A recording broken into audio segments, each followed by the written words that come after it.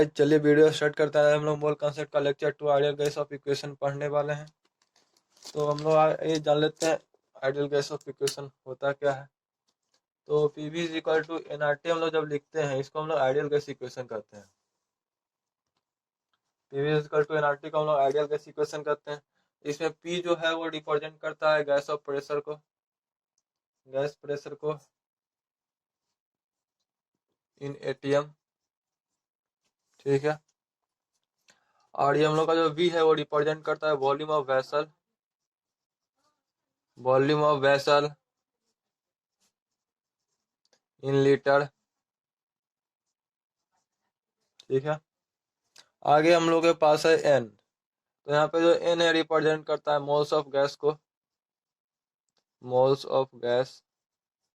उसके बाद है हम लोग का आर, तो आर रिप्रेजेंट करता है universal gas constant, universal gas constant. Last है हम लोग का टी, टी रिप्रेजेंट करता है टेम्परेचर को, टेम्परेचर इन केल्विन। तो ये हम लोग का हो गया आइडियल गैस इक्वेशन। जैसे हम लोग लिखे यहाँ पे PV is equal to N R T, तो हम लोग यहाँ नंबर ऑफ मोल्स को, सॉरी, ये जो मोल्स ऑफ गैस है इसको हम लोग, मोल्स को हम लोग लिखते हैं वेट बाई मोलर मास। तो यहाँ से हम लोग लिख सकते हैं P V is equal to W by M into R T, ठीक है। और हम लोग जानते हैं कि जो डेंसिटी का फॉर्मूला होता है वो डब्ल्यू बाई वी होता है। तो यहाँ से हम लोग वॉल्यूम को इधर ले आएंगे, तो ऐसे हो जाएगा P M is equal to W by V into R T. तो वेट बाई वॉल्यूम होता है हम लोग का डेंसिटी। यहाँ से एक फार्मूला हम लोग को और मिल गया, P M is equal to D R T, P M is equal to D R T. तो ये हम लोग का हो गया आइडियल गैस इक्वेशन। अब इसमें हम लोग को पढ़ना है मोलर वॉल्यूम, उसका हम लोग डेंसिटी पढ़ेंगे, relative density, usual vapour density. तो आप लोग इसको लिख लीजिए। आगे हम लोग इसी में पढ़ने वाले हैं आइडियल गैस इक्वेशन में ही मोलर वॉल्यूम। तो मोलर वॉल्यूम जो है, मोलर वॉल्यूम, इसको हम वी स्मॉल एन से डिनोट करते हैं। इसको हम लोग लिखते हैं volume for 1 mole, volume for 1 मोल। तो यहाँ Vm जो हम लोग का आता है वो आता है RT डिवाइडेड बाई P। ये होता है हम लोग का मोलर वॉल्यूम का फॉर्मूला। आगे हम लोग का नेक्स्ट टर्म है डेंसिटी। डेंसिटी को हम लोग स्मॉल डी से रिप्रेजेंट करते हैं। तो जैसा कि हम लोग का आया था अभी Pm is equal to D R T last formula में, तो यहाँ से हम लोग लिख सकते हैं D is equal to Pm divided by R T. और हम लोग जब P को यहाँ आर टी से डिवाइड कर देंगे, यानी M divided by R T by P, तो हम लोग का जो आ जाएगा molar mass divided by molar volume, क्योंकि आर टी बाई पी हम लोग का मोलर वॉल्यूम होता है। यहाँ से डेंसिटी का फॉर्मूला आ गया molar mass divided by molar volume,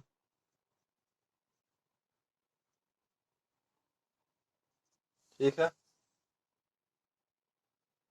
तो हम लोग जब आइडियल गैस इक्वेशन पढ़ते हैं तो उस पर दो टर्म यूज करते हैं, एनटीपी और एसटीपी, यानी नॉर्मल टेम्परेचर प्रेशर और स्टैंडर्ड टेम्परेचर प्रेशर। तो हम लोग इन दोनों को भी देख लेते हैं। तो एक तरफ लिख लीजिए एनटीपी, जिसको हम लोग कहते हैं normal temperature pressure, normal temperature pressure. और दूसरा टर्म है हम लोग का एसटीपी, जिसको हम लोग कहते हैं standard temperature pressure, standard temperature pressure. तो नॉर्मल टेम्परेचर प्रेशर में जो टेम्परेचर हम लोग यूज करते हैं वो 23, 20 273 केल्विन होता है। इसमें भी हम लोग टेम्परेचर यूज करते हैं, वो भी 273 केल्विन होता है। ठीक है, इसमें हम लोग जो प्रेशर यूज करते हैं वो होता है 1 atm। इसका प्रेशर बार में आता है 1 बार, जिसको हम लोग लिखते हैं 1 डिवाइडेड बाई 1.0132 atm। ठीक है, तो टेम्परेचर देख लिए हम लोग दोनों का प्रेशर देख लिए। अगला टर्म हम लोग का मोलर वॉल्यूम। तो मोलर वॉल्यूम इसमें हम लोग यूज करते हैं 22.4 लीटर, और इसमें हम लोग मोलर वॉल्यूम यूज करते हैं 22.7 लीटर। तो हम लोग देखते हैं 22.4 22.7 लीटर आया कैसे। तो पुट करें हम लोग PV is equal to NRT पे पुट करते हैं। तो यहाँ पे प्रेशर हम लोग का 1 atm है, वॉल्यूम हम लोग को निकालना है, मोल 1 है, रेट कॉन्स्टेंट हम लोग का 0.0821। एक सेकेंड, एक भूल के लिखना हम लोग, इस अच्छा आगे पढ़ा देंगे। रेट कॉन्स्टेंट हम लोग ये यूज करेंगे इसमें, और इनटू हम लोग का लास्ट बच गया टेम्परेचर, तो 273। तो इन सब को जब हम लोग मल्टीप्लाई करेंगे तो हम लोग का वॉल्यूम जो आता है वो आता है 22.413। इसको हम लोग अप्रोक्सीमेटली लिखते हैं 22.4 लीटर। ठीक है, इसी तरीके से हम लोग जब वहां पे पुट कर देंगे एसटीपी पे, तो हम लोग का आ जाता है वहां पे 22.7 लीटर के बराबर। तो आगे बढ़ने से पहले हम लोग एक चीज यहाँ पे जान लेते हैं। यहाँ पे रेडियस हम लोग 3 तरह का यूज करते हैं। यूनिवर्सल कांस्टेंट आर जो है वो 3 तरह से यूज करते हैं। अगर जो पास्कल में हम लोग को निकालना है, पास्कल, तो वहां पे आर का वैल्यू हम लोग का हो जाता है 8.314 जूल पर मोल केल्विन। ठीक है, अगर जो लीटर में निकालना है तो लीटर का 2 फार्मूला आता है, R is equal to 0.0821 atm litre per mole kelvin. और लीटर में ही एक और फार्मूला आता है बार पे, 0.083 bar litre per mole kelvin. तो ये तीनों हमको याद रखना पड़ेगा। क्वेश्चन में जिस तरीके से दिया रहेगा उस तरीके से हम लोग पुट करके आर निकाल लेंगे। तो आइए इस पे हम लोग एक दो क्वेश्चन करते हैं।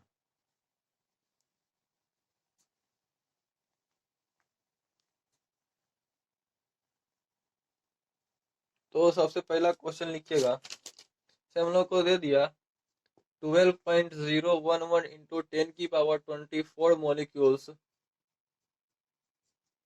of O2 taken and 96 gram O2 removed.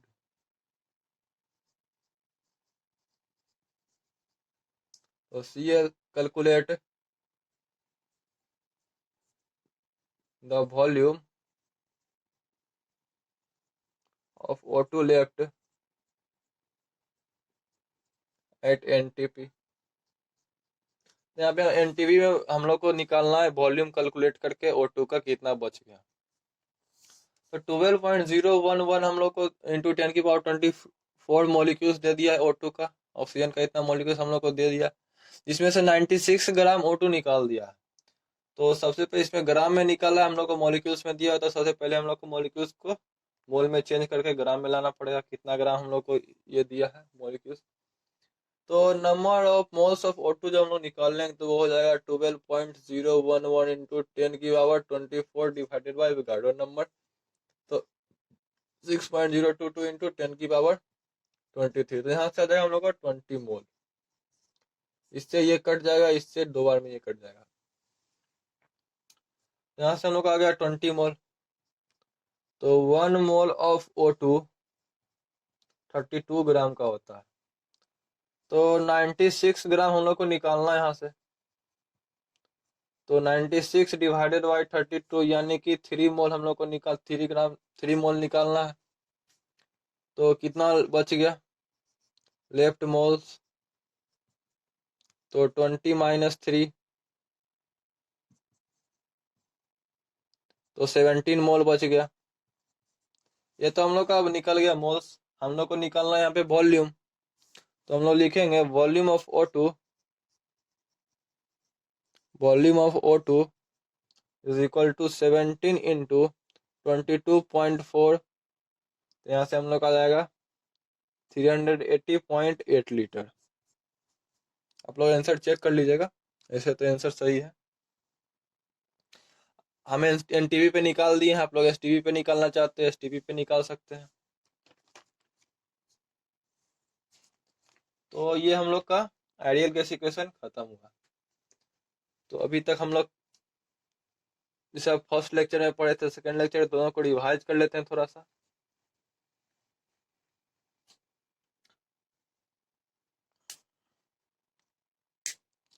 तो सबसे पहले चीज हम लोग देखे थे एटॉमिक मास।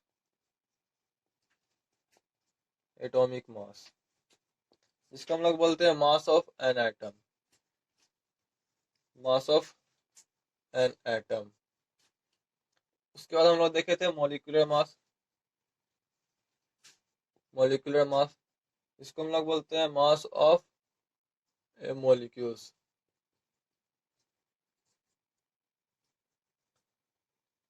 यहाँ पे मतलब मास होगा।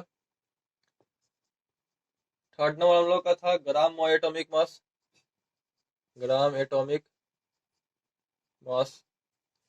तो ग्राम एटॉमिक मास को हम लोग बोलते हैं mass of 1 mole of atom. उसका हम लोग देखे थे gram molecular mass. Gram molecular mass इसको हम लोग बोलते हैं mass of 1 mole of molecules. ठीक है। अब जैसा कि हम लोग कुछ टर्म देखे थे, जैसे कि 1 ग्राम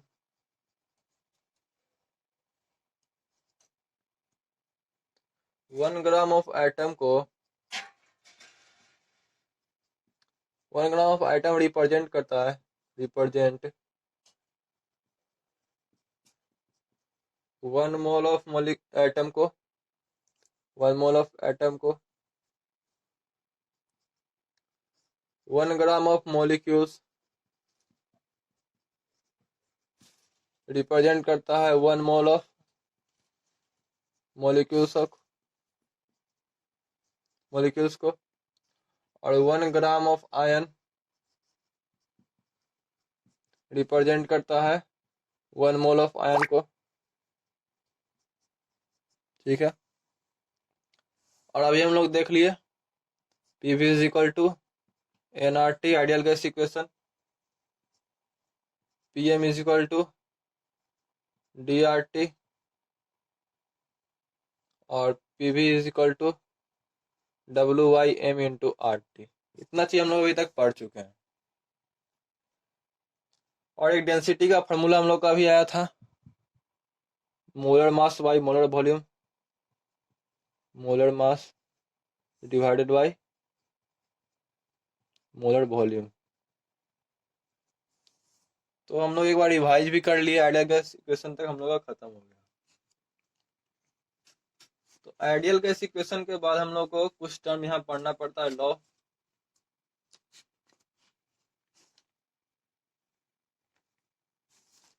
तो हम लोग उसके पहले इंपेरिकल फार्मूला मॉलिक्यूलर फार्मूला के बारे में जान लेते हैं। हेडिंग डाल दीजिए empirical formula and molecular formula.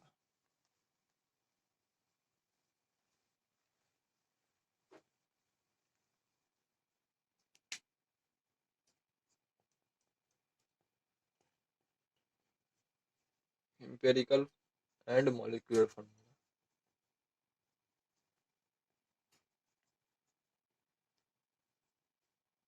तो सबसे पहले हम लोग देखेंगे इंपेरिकल फार्मूला किसे कहते हैं।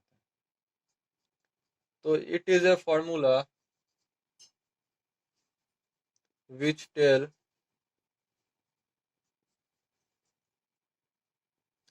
tells about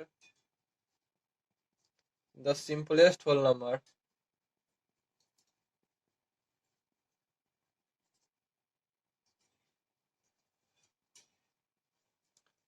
whole number ratio of different item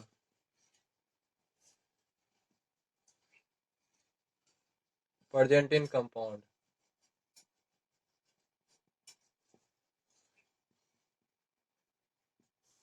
तो मॉलिक्यूलर फार्मूला एक ऐसा फार्मूला है जो कि हम लोग को सिंपलेस्ट होल नंबर रेशियो में मिलता है डिफरेंट आइटम जो कि किसी एक कंपाउंड में प्रेजेंट रहता है। तो ये हो गया हम लोग का एम्पेरिकल फार्मूला। दूसरा हम लोग का मॉलिक्यूलर फार्मूला। तो मॉलिक्यूलर फार्मूला जो है, molecular formula which tell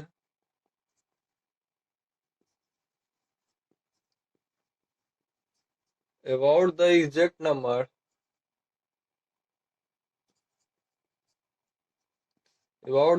number of atom present in a compound।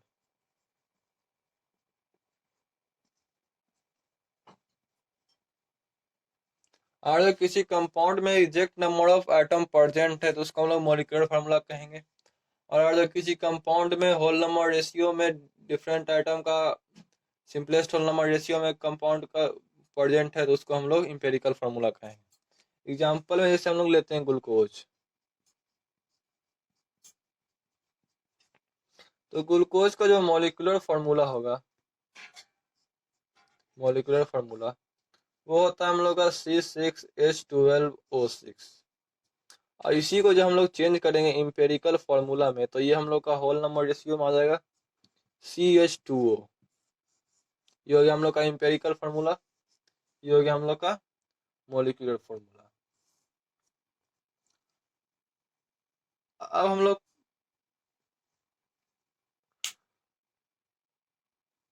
आगे बढ़ेंगे इसमें। तो हम लोग अब चलेंगे लॉ ऑफ कॉम्बिनेशन में। तो हेडिंग डाल लीजिए आप लोग, लॉ ऑफ कॉम्बिनेशन। तो यहाँ पे हम लोग 3-4 तरह के लॉ देखेंगे।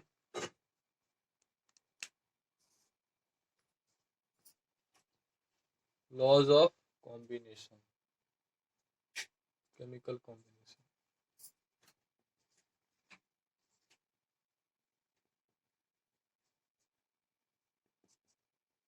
तो इसमें सबसे पहला आता है हम लोग का law of conservation of mass.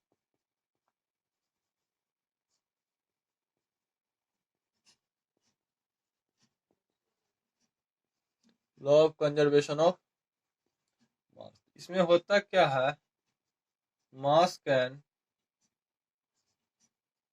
neither be created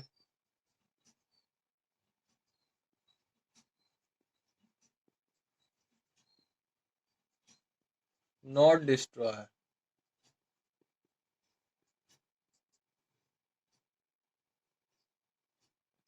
इसमें जो मास ऑफ रिएक्टेंट होता है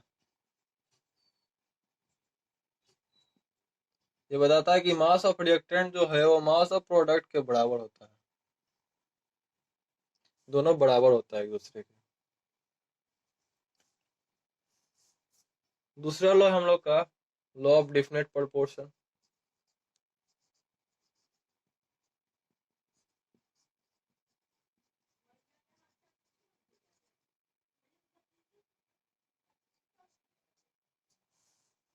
इसमें हम लोग परसेंटेज कंपोजिशन निकालते हैं किसी भी कंपाउंड के, तो उसका जो मास आता है वो हमेशा सेम आता है। तो जैसे एग्जांपल लेते हैं हम लोग, दो कंपाउंड लेंगे यहाँ पे। पहला हम लोग C+O2 से बना लिए CO2। दूसरा है CaCO3 को जब हम लोग हीट किए तो हम लोग का आ गया CaO+CO2। तो एक CO2 ये एक CO2 दोनों CO2 है। इसमें जो प्रेजेंट होगा 12 ग्राम कार्बन और 32 ग्राम ऑक्सीजन। तो ये बताता है कि जब हम लोग कोई भी दो कंपाउंड का ओरिजिन का जो परसेंटेज कंपोजिशन लेते हैं कंपाउंड का तो उसका मास हमेशा सेम ही होता है। आगे हम लोग का नेक्स्ट लॉ है law of multiple proportion.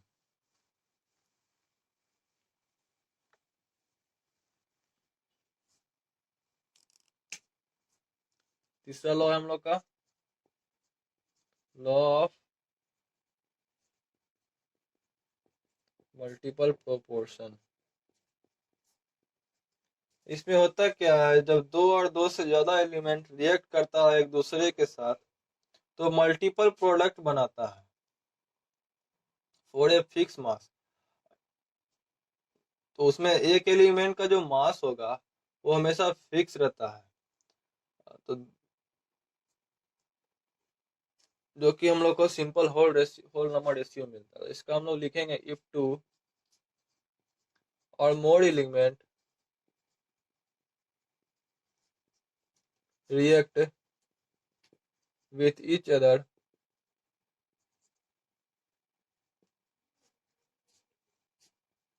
to form multiple product then for fixed mass.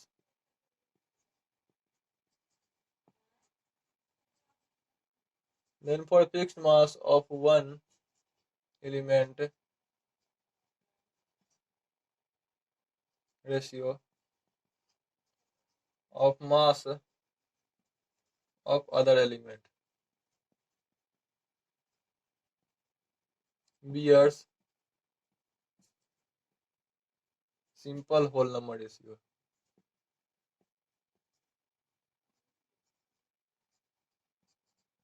Whole number ratio। तो यानी कि दो और दो से ज्यादा एलिमेंट जब रिएक्ट करता है एक दूसरे से तो वहाँ मल्टीपल प्रोडक्ट बनता है जो कि फिक्स्ड होता है mass of one element ratio, जो अदर एलिमेंट रेशियो के मतलब दोनों फिक्स होना चाहिए होल नंबर रेशियो के। इसको हम लोग लॉ ऑफ मल्टीपल प्रोपोर्शन कहते हैं। इसको जॉन डाल्टन दिए थे। अब एक एवोगाड्रो लॉ इम्पोर्टेंट है।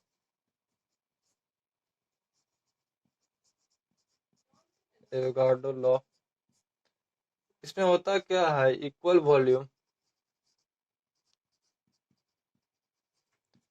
Volume of all gases under similar condition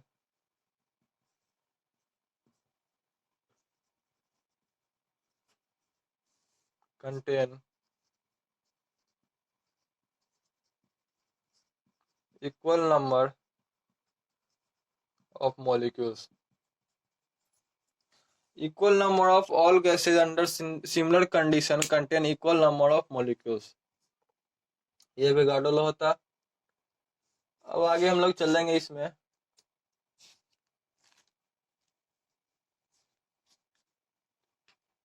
एक टर्म आता है परसेंटेज यील्ड करके।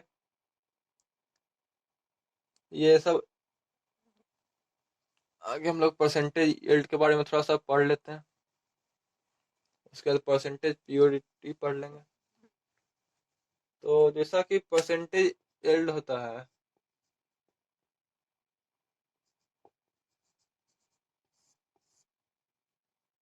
इसका जो फॉर्मूला होता है वो होता है एग्जैक्ट और experimentally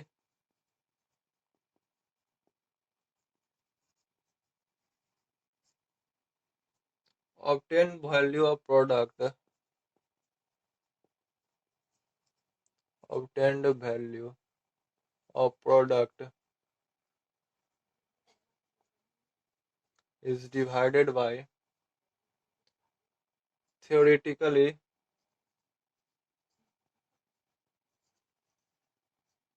or calculated value of product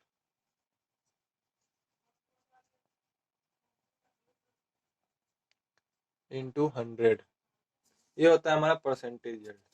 यहाँ थियोरेटिकली होगा मोल और मोल एनालिसिस हम लोग जो पढ़ेंगे तब पता चलेगा। तो थियोरेटिकली हम लोग निकालते हैं प्रोडक्ट का मोल को। इस पे हम लोग क्वेश्चन करेंगे आगे। इसी में इसके बाद एक टर्म आता है परसेंटेज प्योरिटी। परसेंटेज प्योरिटी होता है exact component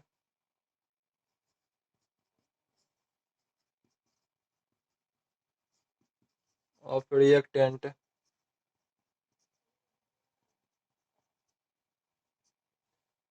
exact component of reactant present theoretical component of reactant, यानी कि कोई भी हम लोग को मॉलिक्यूल्स देते हैं, उसमें जितना भी एग्जैक्ट कंपोनेंट प्रेजेंट होगा रिएक्टेंट में, उसको हम लोग जब डिवाइड करेंगे थियोरेटिकली, मतलब हम लोग जो निकालते हैं कंपोनेंट को मोल के द्वारा, वो सैंपल में दिया हुआ रहेगा या हम लोग निकालेंगे, मेन तौर पे दिया हुआ रहता है। तो थियोरेटिकली कंपोनेंट वो हो गया, उसको हम लोग जब मल्टीप्लाई कर देंगे 100 से, मल्टीप्लाई 100, तो हम लोग का परसेंटेज प्योरिटी निकल जाता है। तो ये हम लोग का हो गया परसेंटेज यील्ड, परसेंटेज प्योरिटी। तो आगे हम लोग पढ़ेंगे अब कंसंट्रेशन टर्म। कंसंट्रेशन टर्म, ये हम लोग कंसंट्रेशन टर्म लोग नेक्स्ट लेक्चर में करेंगे, तो हम लोग का मोल कंसेप्ट का ये पहला चैप्टर खत्म हो जाएगा। तो वीडियो को लाइक कर दीजिएगा, चैनल को सब्सक्राइब कर लीजिएगा, बेल आइकन पे क्लिक कर दीजिए, ताकि हम लोग जब कंसंट्रेशन टर्म का वीडियो डाले तो आपको अब तक पहुंच सके।